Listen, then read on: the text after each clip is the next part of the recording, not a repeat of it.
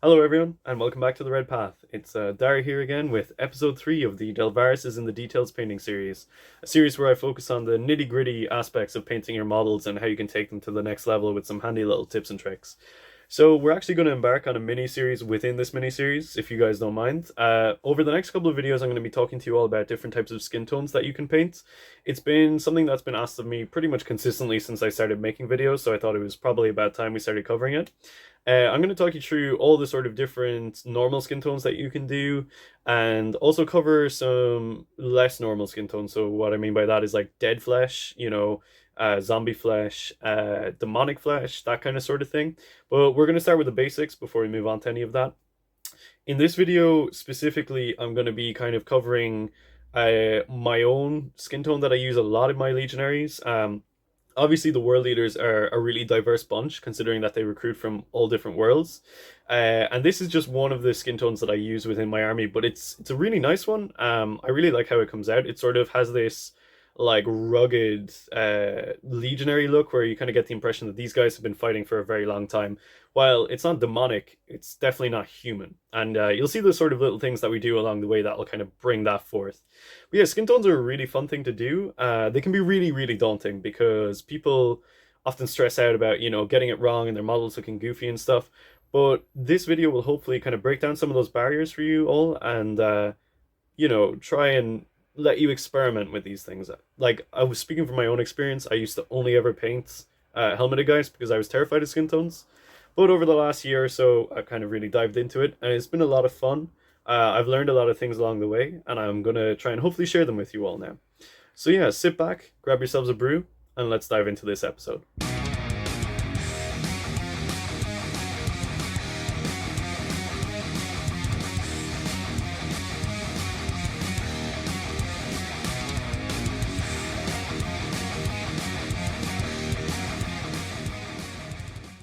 Okay, everyone, so I'm going to walk you through a bit of a flesh tone tutorial today. So we're going to be focusing on a sort of dead flesh, kind of like old, typical Chaos Space Marine kind of vibe.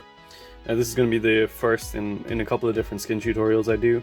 And I'm just going to focus in this one on like the tone that I often use for my Marines, just that kind of like vibe where it looks like they've been fighting for a very long time. So, really kind of old and beaten look.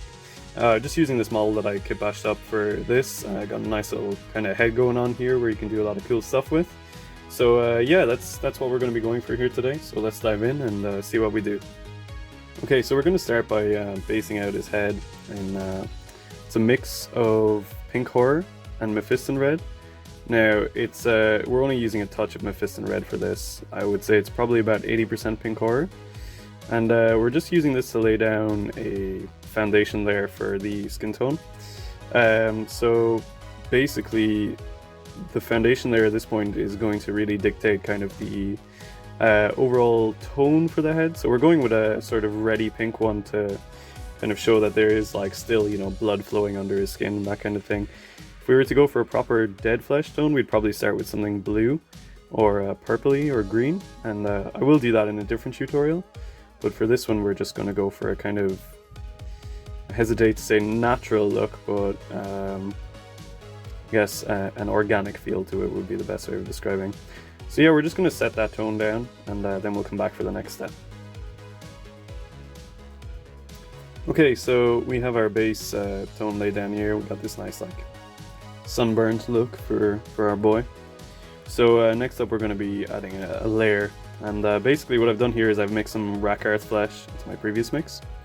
Now we're going to basically do this over pretty much the majority of the head. We're just going to avoid the deepest recesses, so generally around his eyes and the scar tissue on his head as well. We're going to probably leave some of that initial foundation paint in there because that's going to be kind of the darkest parts. But for the most part, this pass is basically just going to be laying down another foundation on which we can build up while keeping some of that initial layer left. So you can kind of see, we're working over more or less the whole thing here. I'm just gonna, keep those kind of creases by his forehead with a little bit left, and same with this scar tissue around here. We're gonna be careful around there.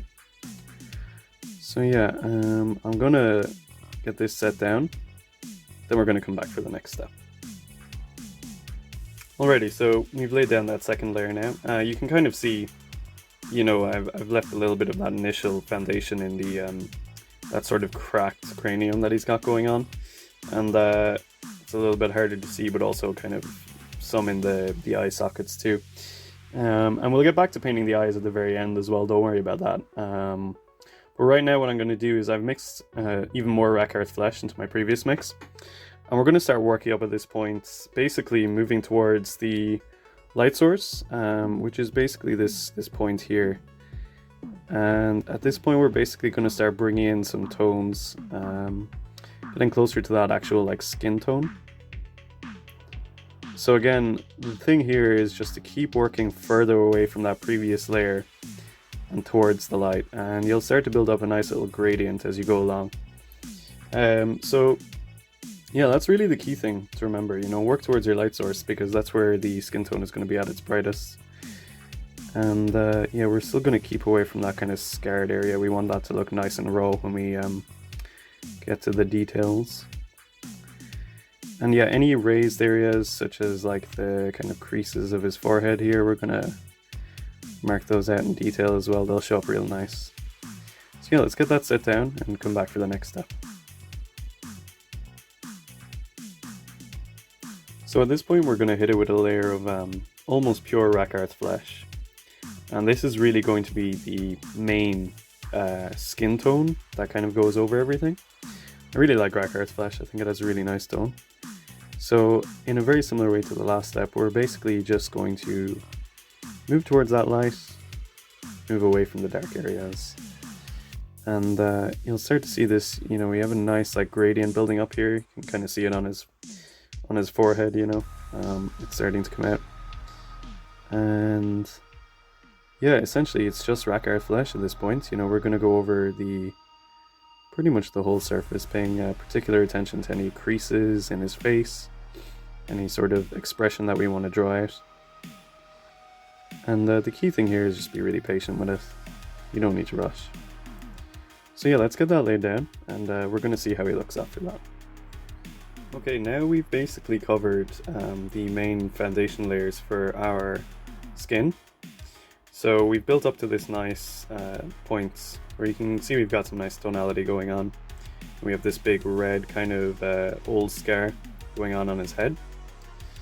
And at this point we're going to start basically putting in some highlights. So I've mixed some Pallid Witch flesh in with my Rakarth flesh. And now what we're going to be doing is basically touch highlights. So I'm going to focus right here where there's a lot of light impacting the model. I'm basically going to work that paint in so it blends nicely with the previous layer. So in this way it's not really a layer because we're not going to go over the whole model, we're just going to go over the parts where the light is impacting, which will help really bring out sort of a nice kind of organic feeling to what we're trying to do here. You just got to be really careful at this point not to overdo it, because otherwise you'll just end up washing out the whole kind of head in a single color, and the whole thing gets a little bit lost. So yeah, let's get that covered, and then we'll come back for the next step. Okay, so we've basically finished up that touch highlight of Pallid Witch flesh and Rakarth flesh, and then I've actually gone in and done another even finer touch highlight of just Pallid Witch flesh. So at this point, we have like this pretty nice look, you know, where we've got a lot of nice tones going on, and it's pretty respectable if you wanted to stop here. But I'm going to show you guys how we can take it to the next level, add in some cool effects and even nicer contrast. So if you want to leave it just here, that's totally fine, but if you want to see how you can kind of bring this guy up another level again, just stay tuned and we'll cover that next. Okay everyone, so we're going to move on to the real kind of next level step now, where we push this guy into another region where he just looks a whole lot better. So I've penciled in the rest of the details around the face, so the metallics and the wiring and stuff. And basically what we're going to do now is hit this whole thing with an enamel wash. So I'm using a dark wash from Enamel. It's this one here. Ooh, sorry. You can see it here. Now, I'm just going to cover this whole model and then wait for it to dry off, and then we're going to clean it up. So let's move on to that step. I'll show you guys what it looks like. Okay, so we've coated the head with a wash of the dark wash. Now we're going to take a dry Q-tip and basically just come over this at this point and work some of that wash back off. Now obviously, because it's such a detailed and small surface, we're going to probably need to work with a brush as well, just to make sure that we can control this wash exactly how we want to. But for the initial pass, we're just going to use the Q-tip to take up most of that wash. And you can see it's kind of hanging out in the recesses and really emphasizing sort of a lot of the definition on this face. So we're basically just going to do that, and then afterwards we're going to come back with a brush and just a touch of mineral spirits as well. Make sure we clean off the rest of that wash where we don't want it. So yeah, let's get that done and then we'll see how he's looking. Okay, so our wash is pretty much dried out at this point, and you can see we have this really nice expression going on here now. And it's really emphasized the sort of features in his face and unified the metallic tones with the rest of the kind of organics going on. What we're going to do at this point is actually come back in with some pallid witch flesh, and we're going to brighten up some of the areas that were darkened down by the wash. Again, just really emphasizing the sort of effect that the light is going to be having on the skin. So basically what we're doing here is the same as what we did before, but you got to be really careful at this point that you're using very thinned down paints. And you can see it's just emphasizing that that organic kind of aspect, making it pop. I've also done the same thing with the metallics. I've kind of gone back in and done a touch highlight on just the highest points there, just to really make those pop. But yeah, basically what we're going to be doing is that. So just, again, take your time, work real slow over this, make sure that you're not going too heavy, you don't want it to contrast too harshly. And yeah, basically we're going to do that, we're going to come back and finish this guy off. Okay, so basically finished up with that little touch highlight, and I actually also mixed in a little bit of Idonite Deepkin flesh into a final little highlight, just to make there be a little bit of sort of variation in the tone and kind of colors that are coming through. So at this point we've pretty much got the skin down, so we're going to start working on the eyes. Now eyes are a little bit awkward, you're just going to be really careful with them. Basically what I'm going to be doing here is mixing up some Uriel yellow with some XV88, making it kind of ochre looking color. I'm going to dot that in for basically the entire eye area, and then I'm going to come back with just like a touch of Uriel yellow. Now that's kind of awkward to film, so basically yeah, when you're painting the eyes you want kind of like a backdrop color, so that's that sort of ochre color I was talking about, and then a point color, which is just the yellow, and we might hit it with a little touch of white and yellow mixed together. We'll see how we're doing, but yeah, I'll get that done and show you guys what I mean, so yeah, tune in for that. Okay, so we got a super close-up view now, just to show you guys what I did with the eyes. So again, I dotted in that sort of yellow ochre area to kind of lay down a sort of plan of where it's going to go, and then just a touch of Uriel yellow to really kind of make those eyes pop out. I went for a yellow glow just because it looks really kind of unearthly and demonic, and that's sort of the essence I want to capture. Like you can see here, you know, this is very clearly not a regular kind of human dude. So basically at this point we're almost good to go. What I'm going to do now is I'm going to add a little bit of blood for the blood god, so probably going to do a touch around his eyes to make them seem even more sinister, and then also just a really small bit in this kind of scarred area on his head. And at that point, you know, we can pretty much call that head model finished. So yeah, let's lay that down and see what we've got then.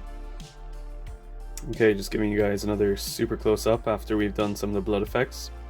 So, you know, we've got this kind of like raw wounds going on around his head, some blood trickling down from that. Worked some in around his eyes too, just to kind of emphasize that ethereal, sort of unearthly look. So I think we're pretty much happy with this guy at this point. I'm going to call it, you know, finished.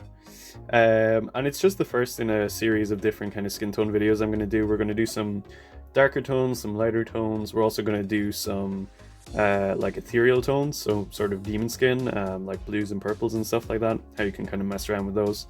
But yeah, that's going to be it for this one. I hope you guys found it fun. So let's wrap it up and see where we are.